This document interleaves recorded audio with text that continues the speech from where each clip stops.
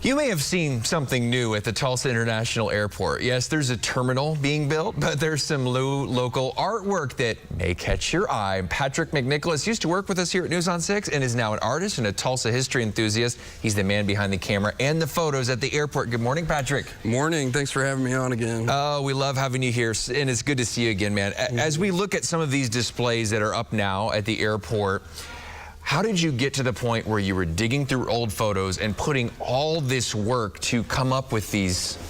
Well, the airport has a long history, both the old airport and the newest airport. And so I really just started to begin working on some of the airport photos. But the photos that are on display now are actually ones that I've created over the last 6 years now. In fact, when I was still here at Channel 6. Yeah. And I'm wearing the same hat in that photo, but those are some examples of the 24 by 30 images that are on display, and there's 20 of them, as you see there, and 10, it's really 2 exhibits in one, because you see both the historical images and the time lapse and the other stuff. So it's kind of a retrospect of my work in reality. So tell us about the project on display at the airport right now. So like I said, 2 exhibits in one, and basically it's Time Travel Tulsa is the name of the exhibit, which is also my historical project, but this also incorporates the time travel work that encompasses kind of the time lapse and the time slice, which some of these terms may not be familiar with everyone, but basically types of photography that I kind of specialize in. So as we can take another video here, I want to show this because the time lapse you're going to notice are going to be some, like the pictures where it looks like it's just lights on the street, and that's cars going by. How long does it take you to get the average piece together? You have to take the original photo and match it together with the historicals. What does like one of these photos, the time that it takes? For the time lapse, just editing alone could be a few hours, but shooting the time lapse on location could be about 500 photos, which could take anywhere from 30 minutes to an hour, sometimes a little bit longer if it's a sunset or something like that, and depending on the time of year. But yeah, I mean, I would say in total a few hours per post or per image. I know you've gone through the old airport photos, as you mentioned, multiple airports that Tulsa has had over the years.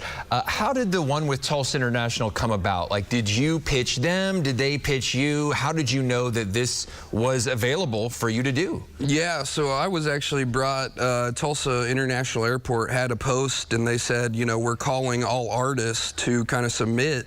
And I thought, and your ears perk up. yeah, I thought this would be my time, because it would encompass all kind of travel and tourism about Tulsa from all the work that I've already pretty much made. And so once I could kind of use that and put it up there, they were kind of all about it. So I was actually kind of surprised that I was chosen. I know that there were some other great artists that submitted as well.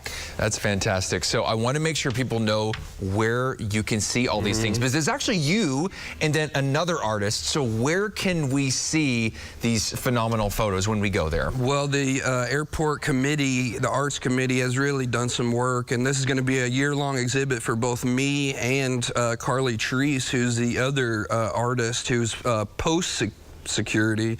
Mine's pre-security, and these are in the pedestrian tunnels from the airport's parking garage to kind of the concourse A and B. And so it's hard to miss if you're in the right spot, but you know, the airport's a big place.